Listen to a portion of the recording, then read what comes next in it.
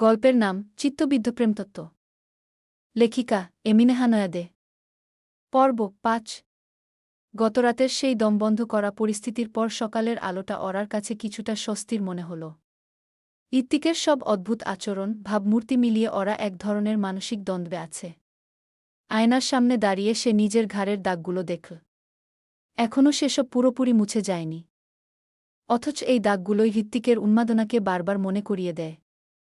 মিনসা সকালে এসে জানাল, আজ তারা শহরের দিকে বের হবে। অরা না বলতে চেয়েও পারল না। মিনসার যুক্তি সহজ, নিউইয়র্ক ফিরে যাওয়ার আগে নিজের জন্য কিছু কেনাকাটা করা দরকার। তবে হৃত্বিক নিজের কাজে ব্যস্ততা দেখিয়ে ক্যাসেলেই রয়ে গেল। মিনসাই জাজ অনুরোধ করার পরও সে তাদের সাথে গেল না। ইচ্ছে শুধু একটাই, অরার থেকে দূরত্ব বজায় রাখা। নয়তো এ মেয়ে যেন তাকে পাগলি বানিয়ে ছাড়বে। শহরের একটি অভিজাত শপিং মলে শান আর ইজাজ আগে থেকেই অপেক্ষা করছিল। তাদের প্রফেশনাল পোশাকের আড়ালে এক ধরনের স্বাভাবিক গাম্ভীর্য থাকে, অরাকে কিছুটা স্বস্তি দেয়। শান আজ বেশ পরিপাটি, তার শান্ত চাহনি আর পরিমিত কথাবার্তা অরাকে সহজ হতে সাহায্য করল।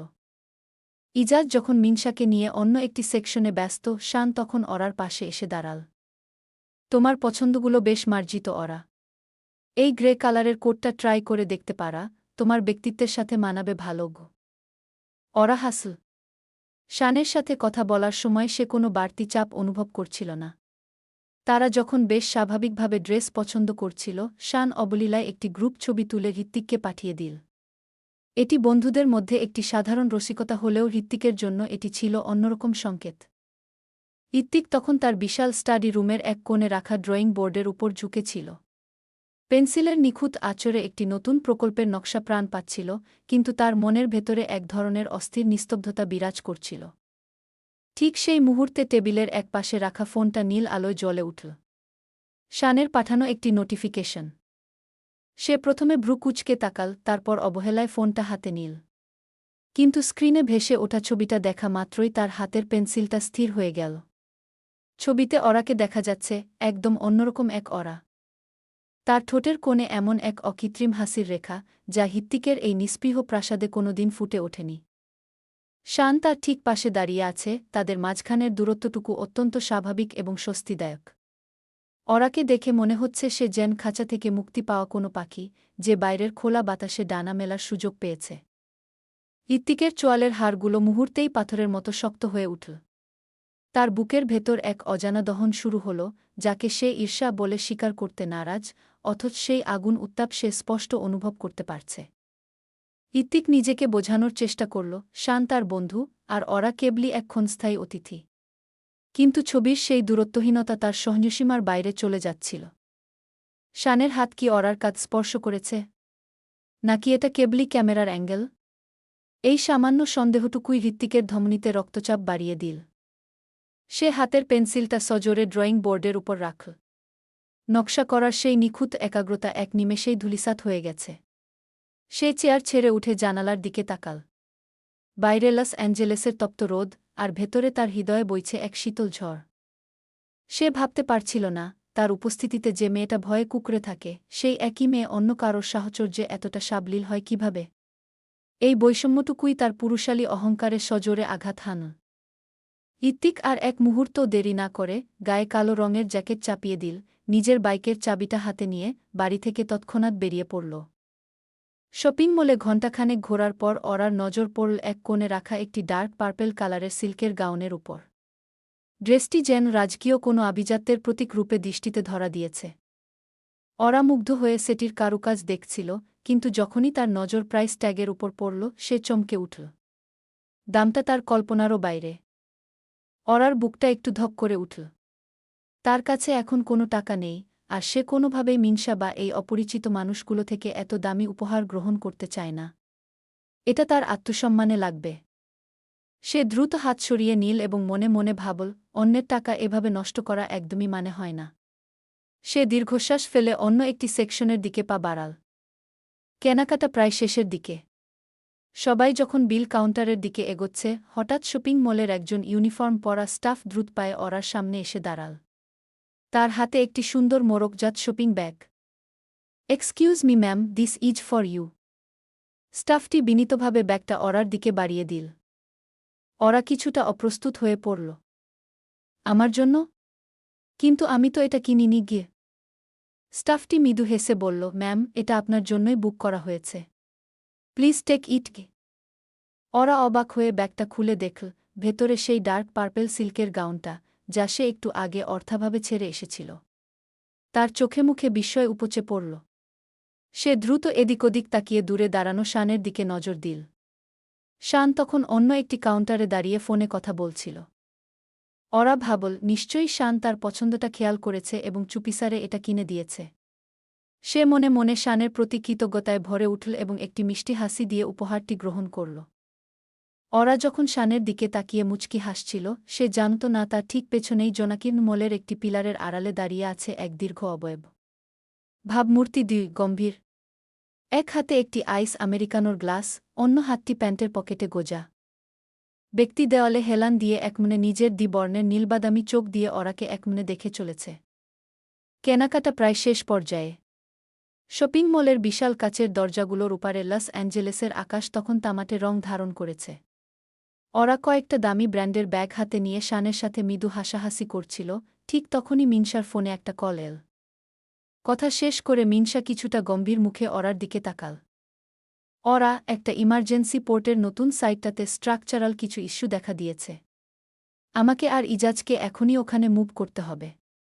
শানকেও আমাদের সাথে থাকতে হবে, কারণ ওখানকার আর্কিটেকচারাল লিড ওই দিচ্ছে গি। ওরা মুহূর্তেই অপ্রস্তুত হয়ে পড়ল। তার হাতের ব্যাগগুলো যেন হঠাৎ বেশ ভারী মনে হতে লাগল। সে অস্ফুটে বলল, কিন্তু আমি কিভাবে ফিরব? আমি তো এই শহরটা ঠিকমতো চিনি না গি। মিনশা ওরার কাঁধে হাত রেখে আশ্বস্ত করার ভঙ্গিতে হাসল। ভয় পেও না, পাগলি মেয়ে। গাড়ি আছে, ড্রাইভার তোমাকে ক্যাসেল পর্যন্ত ড্রপ করে দেবে। আর ও হ্যাঁ, আমি তো বলতে ভুলে গিয়েছি, হৃত্বিকও তো বোধহয় এখানে এসেছে। ওই না হয়। তার কথা শেষ হতে না হতে শান ভ্রু উঁচিয়ে বলে, হৃত্বিক আবার কখন এসেছে? মিনশা কিছু বলবে তার খানিকক্ষণ পরেই স্বয়ং হৃত্বিক নিজেই হাজির হল। শুরুতে আসবে না বলে এখন তার হঠাৎ উপস্থিতিতে মিনশা ব্যতীত সবাই অবাক হল। মিনশা আর শানরা দ্রুত পায়ে পার্কিংয়ের দিকে এগিয়ে গেল। ওরা একা দাঁড়িয়ে রইল শপিং মলের বিশাল লাউঞ্জে। তার কেনাকাটার ব্যাগগুলো মিনশা আগেই ড্রাইভারের কাছে পাঠিয়ে দিয়েছে, কিন্তু ওরা কেন যেন এক ধরনের শূন্যতা অনুভব করছিল। 2 মিনিটও কাটেনি, হঠাৎ দূর থেকে এক পরিচিত এবং তীব্র গর্জন কানে এল। লস অ্যাঞ্জেলেসের ব্যস্ত ট্রাফিকের শব্দ ছাপিয়ে সেই যান্ত্রিক আওয়াজটা ক্রমশ স্পষ্ট হল। শপিং মলের পার্কিং লটের ঠিক সামনে এক ঝটকায় এসে থামল সেই কৃষ্ণকমলাক্ষেম 1290। ধোঁয়া উড়িয়ে বাইকটা যখন স্থির হল, ওরা দেখল আরোহীর অবয়বে এক ধরনের থমথমে গাম্ভীর্য। ওরা ভীত দৃষ্টিতে তাকিয়ে রইল অদ্ভুত পুরুষ সেই হৃত্বিকের দিকে। হৃত্বিক হেলমেটের গ্লাসটা ধীরে ধীরে উপরে তুল। তার চোখে কোনো উত্তাপের আভা নেই, এক ধরনের কঠিন এবং জমাটবদ্ধ স্থিরতায় মুখাবয় মোড়া, যা বিকেলের ম্লান আলোয় আরও রহস্যময় দেখাচ্ছে। সে শানের পাঠানো সেই ছবিটার কথা মনে করার চেষ্টা করছিল না ঠিকই, কিন্তু তার চোয়ালের হাড়গুলো এখনও শক্ত হয়ে আছে। হৃত্বিক তার নিজস্ব ভাবগাম্ভীর্য বজায় রেখেই হাস্কি টোনে বলল, উঠে বস। কণ্ঠস্বর তার একখাদ নিচে নামানো, গম্ভীর ও তির্যক। তবে হঠাৎ গতকালের আপনি হতে আবারও তুই সম্বোধন ও বিনী আচরণে ওরা বেশ অবাক হল। ওরা একবার এদিক ওদিক তাকিয়ে মিনশাকে খুঁজল, কিন্তু ততক্ষণে তাদের গাড়িটা মেইন রোড ধরে অনেকটা দূরে চলে গেছে।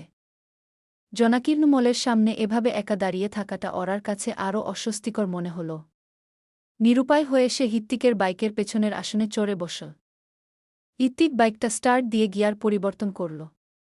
লস অ্যাঞ্জেলেসের প্রশস্ত রাস্তা ধরে বাইকটি যখন ছুটতে শুরু করল, ওরা লক্ষ্য করল হৃত্বিকের গতির মধ্যে আজ কোনো পাগলামি নেই। সাধারণত সে যখন বাইক চালায় তখন বাতাসের সাথে এক ধরনের যুদ্ধ চলে, কিন্তু আজ তার প্রতিটি মুভমেন্ট ছিল নিয়ন্ত্রিত। যেন সে নিজের ভেতরের সেই দহন আর ঈর্ষাকে এই গতির মাধ্যমে শাসন করছে। ওরা ভয়ে হৃত্বিকের জ্যাকেটের এক কোণ খামচে ধরল। তার মনে হল হৃত্বিক আজ অনেক বেশি শান্ত, আর এই নিস্তব্ধতা যেন শোরগোলের চেয়েও বেশি ভয়ঙ্কর। শহরের ল্যাম্পপোস্টের আলোগুলো তাদের পাশ দিয়ে তীরের মতো বেরিয়ে যাচ্ছিল। হৃত্বিক আয়নায় একবার ওরার প্রতিবিম্ব দেখল। তার পাশে বসা এই মেয়েটি শানের সাথে যতটা প্রাণবন্ত ছিল, এখন তার ঠিক উল্টো, একদম সংকুচিত। হৃত্বিকের জেদটা এখানেই। সে চায় অরা কেবল তার বলে থাকুক, তার দেয়া যন্ত্রণাতেও যেন অরার পূর্ণ মনোযোগ থাকে। বাইকের গতি আজ আর কোনো হাহাকার ছড়াচ্ছে না, বরং তা আজ এক স্থির শিকারীর মতো, যে তার লক্ষ্যবস্তুকে নিজের অধীনে নিয়ে ফেরার পথেও এক ধরনের প্রশান্তি খুঁজে পেয়েছে। লস অ্যাঞ্জেলেসের বুক চিরে বাইকটি যখন পাহাড়ের নির্জন রাস্তার দিকে মোড় নিল, ওরা অনুভব করল তার চারপাশের জগৎটা ক্রমশ ছোট হয়ে আসছে, যেখানে কেবল সে আর তার সামনের এই দুর্ভেদ্য মানুষটা অবশিষ্ট আছে। শহর ছাড়িয়ে বাইক পাহাড়ের নির্জন রাস্তায় উঠতেই হৃত্বিক গতি কমিয়ে দিল। এক জায়গায় বাইক থামিয়ে সে হেলমেটটা খুলে ওরার দিকে তাকাল। পাহাড়ের শীতল বাতাস তাদের মাঝখানে বয়ে যাচ্ছে। শানের সাথে বেশ হাসিখুশি ছিলি। হৃত্বিক শান্ত গলায় বলল। তার এই শান্ত বিনয়ী রূপই যেন ওরাকে বিচলিত করল, সে তো হৃত্বিককে একজন উন্মাদ হিসেবেই চেনে। আমার সামনে থাকতে কি খুব কষ্ট হয়? হৃত্বিক আবারও শুধাল। ওরা চুপ করে রইল। সে জানে এই প্রশ্নের কোনো সহজ উত্তর নেই। তার বুকটা ধুকপুক করছে। অন্য সময় হলে জানতে চাইত সে কেন এমন পাগলামি করছে। কিন্তু এখন যেন তার সব কথা বলারই সামর্থ্য হারিয়ে গেছে। সে ভীত হয়ে নিজের সজীব হ্যাজেল চোখে তাকিয়ে রইল, হৃত্বিকের সেই রহস্যময় দ্বিবর্ণের দুই চোখের পানে। হৃত্বিক ওরার কাছে এগিয়ে এল। তার চাহনিতে নেই কোনো উন্মাদনা, আছে কেবল এক গভীর শূন্যতা। কাল তো চলেই যাবি। এই শেষ কয়েকটা ঘণ্টা কি আমার সাথে স্বাভাবিক থাকা যায় না? আমি জানি আমি সহজ মানুষ নই, কিন্তু আমার এই রুক্ষতার আড়ালে কি আছে তা কি একবারও বোঝার চেষ্টা করেছিস? হৃত্বিক ওরার স্কার্ফটা একটু ঠিক করে দিল। তার হাত কাঁপছিল না, বরং তা ছিল অত্যন্ত স্থির। সে ওরার চিবুকটা একটু উঁচিয়ে ধরে বলল, ওরা অবলীলায় কেঁপে ওঠে। নিউইয়র্ক গেলে হয়তো সব ভুলে যাবি। কিন্তু মনে রাখিস, কিছু দাগ চামড়ায় থাকে না, আত্মায় থেকে যায়। আমি মোটেও তোকে মুক্তি দিচ্ছি না, কেবল একটু দূরত্ব দিচ্ছি মাত্র। এইবার ওরা সাহস করে মুখ খুল। শান্ত সুরে বলতে লাগল। কেন করেন এসব পাগলামি? আপনার এইসব পাগলামি কি শুধু আমার জন্যই? নাকি আপনি সত্যই এমন? আর বারবার কোনো প্রেমের কথা বলেন আপনি? আমি তো বারবার বলছি, আমি কোনো প্রেম নই, আমি অরোরা উইন্টার্স। আচ্ছা, আপনার প্রেমকে দেখতে কি কোনোভাবে আমার মতো? এই জন্যই কি আপনি ভুল বুঝে কি? ওরার কথা শেষ হল না। হৃত্বিক হঠাৎই ওরার দিকে কয়েক পা এগিয়ে এল। তার এক চোখে অবজ্ঞা, অন্য চোখে গা মায়া, যেটা তার সেই রহস্যময় দ্বিবর্ণের চোখের মণি দুটোকে আরও প্রখর করে তুলেছে। কি ভাবিস তুই নিজেকে? খুব দামি কিছু? হুট করে এমন প্রশ্নে ওরার কানে তপ্ত সিসার মতো কিছু একটা বিঁধল। ওরা মাথা নিচু করেই উত্তর দিল। আমি নিজেকে কিছুই ভাবি না। শুধু চাই আমাকে আমার মতো থাকতে দিন। নিউইয়র্ক চলে গেলে তো আপনার আর কোনো আপদ থাকবে না, তবে আজ কেন এই নাটক? হৃত্বিক আবারও এক মুহূর্তের মাঝে ওরার খুব কাছে চলে এল। এতটাই কাছে যে ওরার নাকে হৃত্বিকের গায়ের সেই সিডারউড ও পুরুষালী মিশ্রিত করা ঘ্রাণটা ধাক্কা দিল। নাটক? তোর কাছে এটা নাটক মনে হয় প্রেম? হৃত্বিক ওর চিবুকটা শক্ত করে চেপে উঁচিয়ে ধরল। তাচ্ছিলের সাথে বলল। বাকিদের সাথে যখন হাসছিলি, যখন ওদের উপস্থিতিতে তোর সারা মুখে প্রশান্তি ঝরে পড়ছিল, সেটা বুঝি খুব বাস্তব ছিল? আমার উপস্থিতিতে তোর শরীর এভাবে পাথর হয়ে যায় কেন? আমি কি তোকে খুব লেখিয়েছি? ওরা এবার সরাসরি হৃত্বিকের চোখের দিকে তাকাল। তার হ্যাজেল রঙের চোখ দুটো তখন টলমল করছে। সে কাঁপা গলায় বলল। আপনি আমায় খুবলে খাননি, কিন্তু আমার মানসিক শান্তিটা কেড়ে নিয়েছেন।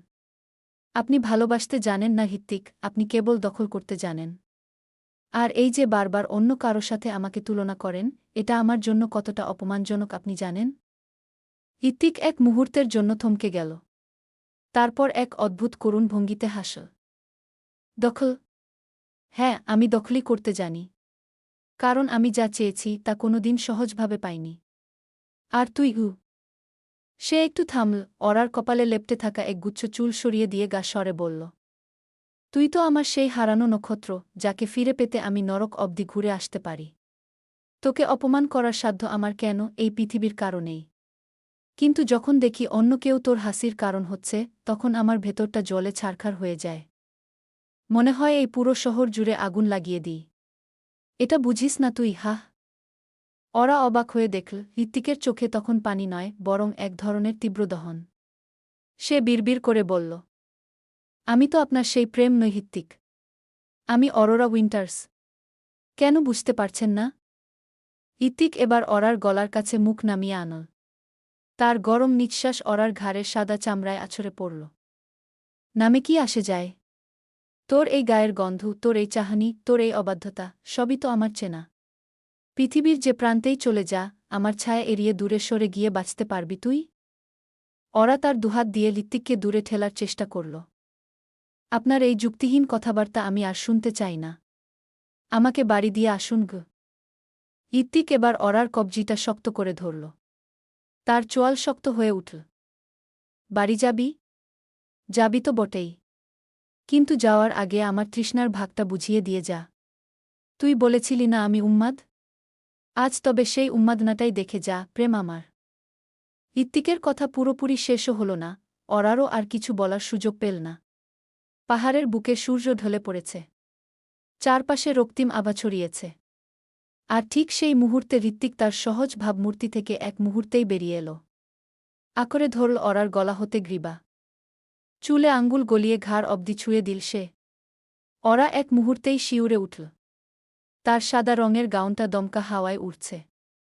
ঋত্বিকের গা হতে ভেসে আসা পুরুষালী ও সিডারউডের সুগন্ধির মিশ্রণ তাকে পাগল করে দিচ্ছে। ঋত্বিক তাকে হেঁচকা টানে নিজের আরও কাছে টেনে নিল। অরা থমকে গেল। ঋত্বিক তার বৃদ্ধাঙ্গুলি দিয়ে তার চিবুক উঁচিয়ে ধরল। উচ্চতায় তার থেকে এক হাত লম্বা মানুষটার পানে অবলীলায় চেয়ে রইল অরা।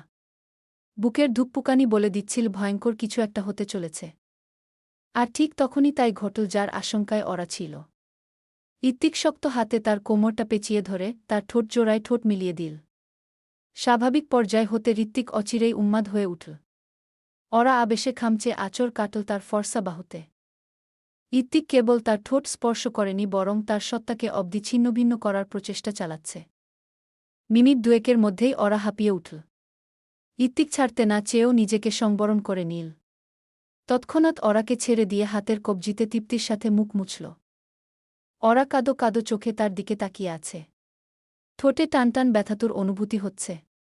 ঠোঁট ছোঁয়াতেই দেখে হালকা তরল পদার্থ তার আঙুলের ডগায় লেগেছে। রক্ত দেখে অরা আরও বেশি অবাক হল। অথচ ঋত্বিক কোনো প্রকার সহানুভূতি না দেখিয়েই আক্রোশের সাথে তার দিকে ঝুঁকে মুখের কাছে মুখ নামিয়ে বলল, আর কখনো এই বিষয়ে কোনো প্রশ্ন করবি না। চলে যাচ্ছিস চলে যা, আর কোনোদিন আমার জীবনে ফেরার চেষ্টাও করবি না। কোনোভাবেই না। শুধু একটা কথাই মাথায় রাখিস, তুই আমায় ভালোবাস কিংবা ঘৃণা কর, তুই সারা জীবন কেবল আমারই থাকবি, আমার প্রেম হয়েই বাঁচবি, ইন মাই ফাকিং ইউনিভার্স গো। লস অ্যাঞ্জেলেসের ধোঁয়াটে পাহাড় আর লিতো ক্যাসেলের অভেদ্য পাথুরে দেওয়ালগুলোকে পেছনে ফেলে অরা এয়ারপোর্টের টার্মিনালে এসে পৌঁছেছে। প্রশান্ত মহাসাগরীয় বাতাস তার চুলে শেষবারের মতো এক বিষণ্ণ হাহাকার বিলিয়ে দিল। চেক ইন কাউন্টারের দিকে এগোতে গিয়ে অরার পা দুটো যেন সিসার মতো ভারী হয়ে আসছিল। তার বুকের গহীন কোণে এক অদ্ভুত শূন্যতা, যেন কোনো এক অদৃশ্য যুদ্ধের অবসান হয়েছে, কিন্তু বিজয়ী কেউ নেই। মিনসা অরাকে জড়িয়ে ধরে আবেগপ্রবণ হয়ে উঠল। এই কয়েকদিনের সান্নিধ্যে মেয়েটি অরার হৃদয়ে এক বর্বণের আসন করে নিয়েছে।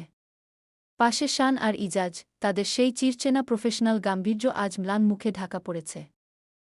তারা বিদায় জানাচ্ছে, শুভকামনা জানাচ্ছে, সবই আছে, শুধু সেই মানুষটা নেই যার উপস্থিতিতে অরার হৃৎপিণ্ড তার স্বাভাবিক ছন্দ হারিয়ে ফেলত। অরা বারবার ভিড়ের মাঝে সেই দীর্ঘকায় অবয়ব, সেই তীক্ষ্ণ চোয়াল আর নীলবাদামি চোখের সন্ধিৎসা নিয়ে তাকাল। মনে মনে এক অবাধ্য আশা ছিল, হয়তো শেষ মুহূর্তে গতির ঝড় তুলে সেই পরিচিত বাইকটা এসে থামবে। হয়তো ঋত্বিক তার চিরচেনা সেই অবজ্ঞাভরা দৃষ্টি নিয়ে বলবে, কোথায় যাচ্ছিস প্রেম? আমার অনুমতি নিয়েছিস? কিন্তু ঋত্বিক আসেনি। সে হয়তো নিজের দম্ভের দুর্গে নিজেকে বন্দী করে রেখেছে, অথবা অরার এই প্রস্থানকে সে অত্যন্ত তুচ্ছ গান করেছে। অরা একটা দীর্ঘশ্বাস ফেলে সিকিউরিটি গেটের ওপারে হারিয়ে গেল। লস অ্যাঞ্জেলেসের আকাশ থেকে বিমান যখন ডানা মেল, অরার মনে হল সে নিজের আত্মার একটা অংশ ওই ক্যাসেলের কোনো এক অন্ধকার কোণে ঋত্বিক স্যানাল নামক সেই অদ্ভুত, রহস্যময় মানুষটার পায়ের কাছে ফেলে এসেছে। নিউইয়র্ক ফিরতে অরার এতটা সময় লেগে যাওয়ার পেছনে ছিল এক বিভীষিকাময় প্রেক্ষাপট। সেই দুর্যোগপূর্ণ রাতে লস অ্যাঞ্জেলেসের রাস্তায় যখন সে একদল দুষ্কৃতীর কবলে পড়েছিল, তারা কেবল তার শরীরী নিরাপত্তা নয়, কেড়ে নিয়েছিল তার অস্তিত্বের পরিচয়ও। তার পাসপোর্ট, আইডেন্টিটি কার্ড এবং জরুরি নথিপত্র সম্বলিত ব্যাগটি সেই ধস্তাধস্তিতে হারিয়ে গিয়েছিল। একজন বিদেশি নাগরিকের জন্য বিদেশের মাটিতে পরিচয়হীন হয়ে পড়াটা ছিল চরম এক অনিশ্চয়তা। মিনশাই তখন ত্রাতার ভূমিকায় অবতীর্ণ হয়। সে তার নিজস্ব নেটওয়ার্ক এবং লস অ্যাঞ্জেলেসের প্রভাবশালীদের মাধ্যমে অরার পাসপোর্ট পুনরায় ইস্যু করার ব্যবস্থা করে। শুধু তাই নয়, মিনশা অত্যন্ত বিচক্ষণতার সাথে নিউইয়র্কের একটি এজেন্সির মাধ্যমে অরার মা অ্যানা উইন্টার্সের হদিস বের করে। মিনশার ব্যক্তিগত তত্ত্বাবধানেই অরার ফেরার সমস্ত দাপ্তরিক জটিলতা নিরসন করা সম্ভব হয়েছিল। নিউইয়র্কের আকাশটা লস অ্যাঞ্জেলেসের মতো এতটা খোলামেলা নয়, এখানে আকাশচুম্বী দালানগুলো যেন সারাক্ষণ একে অপরকে টপকাতে চাইছে। অরা যখন অ্যারাইভাল লাউঞ্জে পা রাখল, দূর থেকেই সে তার মাকে দেখতে পেল। অ্যানা উইন্টার্স, বিলাসী নিউইয়র্ক সোসাইটির এক চিরসবুজ মুখ। 40 ছুঁই ছুঁই বয়সেও বোটক্স আর দামি স্কিন কেয়ারের কল্যাণে তাকে দেখে বোঝার উপায় নেই। পরনে ভার্সাচির একটি প্যাস্টেল শেডের স্যুট, চোখে দামি গুচি সানগ্লাস আর হাতে latest Hermes Birkin bag. Anna উইন্টার্সের কাছে আভিজাত্য কেবল বিলাসিতা নয়, বরং বেঁচে থাকার অক্সিজেন স্বরূপ। অরাকে দেখামাত্রই অ্যানা তার দামি ফ্রেঞ্চ পারফিউমের সুবাস ছড়িয়ে ছুটে এলা। জনসমক্ষে তোয়াক্কা না করেই তিনি এক নাটকীয় অতিরঞ্জিত বিলাপ শুরু করল। ওহ মাই গড! আমার প্রিন্সেস, অরোরা! তুমি শেষ পর্যন্ত ফিরে এসেছ? তুমি জানো আমি তোমার জন্য কত চিন্তিত ছিলাম। পাগলের মতো তোমার খোঁজ করেছি। দেখো তো কেমন শুকিয়ে গেছ। আমার প্রিন্সেসটার কি হালটাই না হয়েছে গু। অ্যানা অরার গালে হাত রেখে মায়াকান্না শুরু করল, যেন অরা কোনো যুদ্ধক্ষেত্র থেকে প্রাণ নিয়ে ফিরেছে। আশেপাশের মার্জিত যাত্রীরা কৌতূহলী দৃষ্টিতে তাকাচ্ছে দেখে অরা বেশ অস্বস্তি বোধ করল। সে শান্ত স্বরে মাকে জড়িয়ে ধরে বলল, মা, শান্ত হও। আমি ঠিক আছি। সবাই তাকিয়ে আছে, প্লিজ চলো এখন গু। অ্যানা টিস্যু দিয়ে চোখের কোণ মুছল যাতে মেকআপ নষ্ট না হয়, এবং অরার হাত শক্ত করে ধরে বলল, হ্যাঁ চলো, লুইকে বলেছি তোমাকে রিসিভ করার জন্য লিমোজিন নিয়ে আসতে। বাড়িতে তোমার জন্য সব প্রিয় জাপানিজ কুইজিন তৈরি রাখা হয়েছে গি। নিউইয়র্কের আপার ইস্ট সাইডের এক রাজকীয় পেন্টহাউস। কাচের দেওয়াল দিয়ে ঘেরা এই বাড়ি থেকে পুরো ম্যানহাটন শহরটাকে ঝকঝকে মনে হয়। তবে দামি পার্সিয়ান কার্পেট আর ইতালিয়ান মার্বেলে মোড়ানো এই ভোগবিলাসী জীবন অরার বিষণ্ণতাকে কাটাতে পারল না। রাতে ডিনার টেবিলে অ্যানা অরার দিকে তীক্ষ্ণ নজরে তাকিয়ে এক প্রকার জেরা শুরু করল। তা এতদিন তুমি লস অ্যাঞ্জেলেসে ছিলে কোথায়? কার বাড়িতে ছিলে? যাদের কাছে ছিলে ওরা ভালো লোক তো, তোমার কোনো সমস্যা হয়নি তো? অরা প্লেটের সিফুডের দিকে তাকিয়ে নিস্পৃহ স্বরে বলল, না, তেমন কিছু হয়নি। বড় বাড়ি ছিল, তারা আমায় যত্ন করেছে। এর চেয়ে বেশি কিছু বলার মতো নেই গিউ। সে হৃত্বিকের নাম মুখেও আনল না। সে চায় না তার এই তথাকথিত সফিস্টিকেটেড জীবনে লস অ্যাঞ্জেলেসের সেই ডার্ক অধ্যায়টা প্রবেশ করুক।